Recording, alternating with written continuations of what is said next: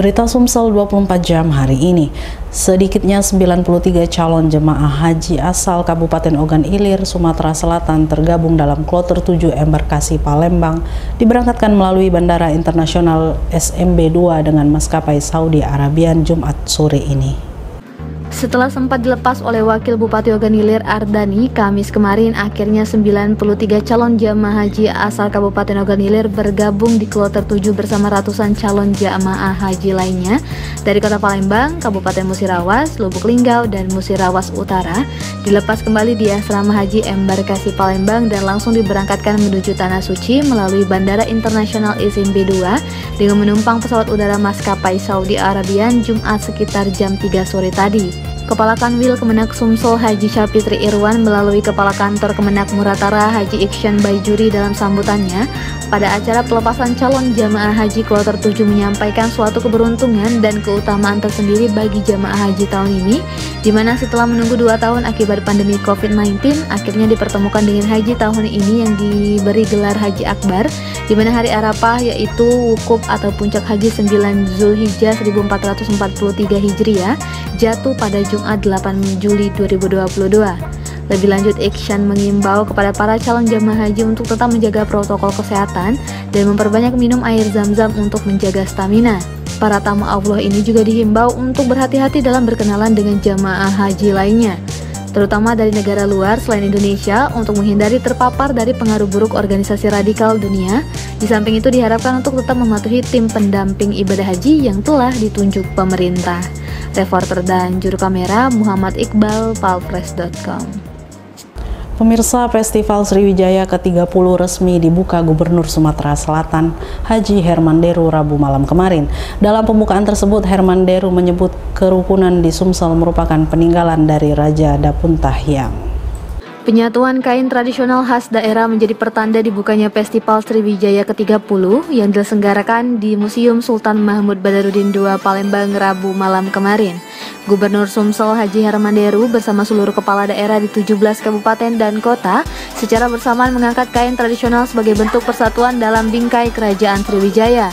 Dalam sambutan, Herman Deru menyebut Festival Sriwijaya membuktikan wujud penghargaan Pemprov Sumsel terhadap nilai-nilai sejarah perjuangan yang ditinggalkan Raja Sriwijaya Dapuntahiang. Dia menilai kerukunan hidup umat beragama serta terciptanya iklim yang damai merupakan peninggalan dari nilai sejarah Raja Dapuntahiang. Pagi hari ini kita laksanakan di depan ya, museum Sultan Badarudin II dan terbuka untuk umum.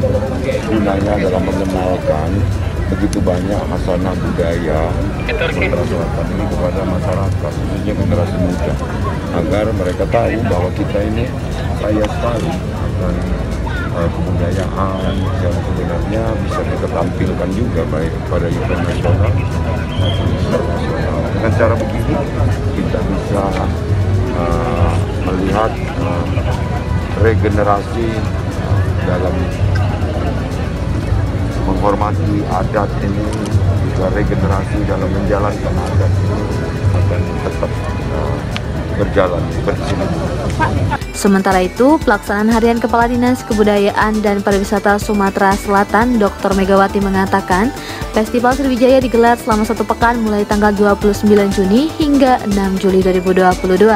Festival Sriwijaya ini sebagai wujud kebanggaan masyarakat terhadap Kerajaan Sriwijaya serta menjadi momentum untuk mengangkat kembali nilai-nilai tradisional dalam frame kerajaan-kerajaan Sriwijaya. Reporter dan juru kamera Sri Devi, palpres.com. Penjabat Bupati Musi Banyuasin Apriyadi mendatangi korban kebakaran di Dusun 4 Desa Ulak Tebrau Lawang Wetan. Kunjungan tersebut sebagai bentuk keprihatinan Apriyadi terhadap warganya yang sedang mendapat musibah. Penanggung jawab Bupati Musi Banyuasin Apriyadi mendatangi korban kebakaran di Dusun 4 Desa Ulak Tebrau, Kecamatan Lawang kemarin. Kedatangan PJ Bupati Muba ini untuk memberikan semangat sekaligus bantuan yang akan dilaksanakan Dinas Sosial. Seperti diketahui, kebakaran tersebut disebabkan oleh kecelakaan tunggal mobil yang membawa olahan minyak. Akibat kecelakaan tersebut, api menyambar sedikitnya 4 unit rumah milik warga. Diakui Apriyadi, saat ini sopir yang membawa olahan minyak yang menjadi penyebab kebakaran tersebut sudah dalam pengejaran pihak kepolisian. Kepala BPBD Muba, Pati Ridwan mengatakan, Pihaknya bersama Dinsos Muba sudah menyerahkan bantuan kepada pihak korban kebakaran di Desa Ulak Teberau. Untuk tahap awal ini, pihaknya menyerahkan 5 paket sembako, 5 paket perlengkapan makan, 5 paket peralatan sekolah, serta bantuan uang dari PJ Bupati Muba Apriyadi. Sementara itu, salah seorang korban kebakaran, Imron, mengucapkan terima kasih atas perhatian dan bantuan yang diberikan Pemkab Muba dan PJ Bupati Apriyadi. Reporter dan juru kamera Firdaus, Palpres.com. Berita terakhir Sumsel 24 jam hari ini, seorang bujang tua berinisial GU alias Gugun diduga melakukan pencabulan terhadap belasan anak perempuan. Aksi tersebut dilakukan tersangka lantaran ketagihan menonton video porno. GU alias Gugun berhasil ditangkap anggota unit perempuan perlindungan anak Satreskrim Polres Tabes Palembang. Bujang tua berinisial 30 tahun ini diduga sudah melakukan pencabulan terhadap belasan anak perempuan yang berusia sekitar 5 hingga 10 tahun. Informasinya, GU sendiri sudah melakukan aksi bejatnya tersebut kepada 18 orang anak. Kapolres Tabes Palembang Kombes Pol Muhammad Ngajib melalui Kasat Reskrim Kompol Tri Wahyudi mengatakan, saat ini baru ada 3 korban yang melaporkan kejadian tersebut dengan tempat kejadian perkara di Sekojo, Mata Merah, dan Sematang Borang. Seperti salah seorang orang tua korban melaporkan, aksi pencabulan pelaku dilakukan di sebuah rumah kosong perumahan Gria Lestari Abadi Kecamatan Kalidoni sekitar pukul 2 siang 7 Juni kemarin. Untuk modusnya, pelaku mengiming-imingi korban dengan uang sebesar Rp5.000. Sementara itu, Kanit PPA Ibda Cici Sianipar mengatakan tersangka mengaku sudah 18 kali mencabuli anak. Aksi ini sudah dilakukan pelaku sejak bulan April 2021 lalu. Sedangkan pelaku Gugun sendiri mengakui perbuatannya, dirinya mengaku terangsang jika melihat anak perempuan sehingga nekat melakukan ini. Reporter dan juru kamera Kurniawan, Palpres.com. Demikianlah berita Sumsel 24 jam hari ini. Jangan lupa untuk mendukung program kami lainnya di YouTube Palpres Official seperti podcast Cukup Pedes, Budak Lorong, Bahasa yang Ternyata Bukan Mistis, Sidak, dan Ruang Cerita bersama Kakak Juli. Saya Betanika Susmanda, sampai jumpa.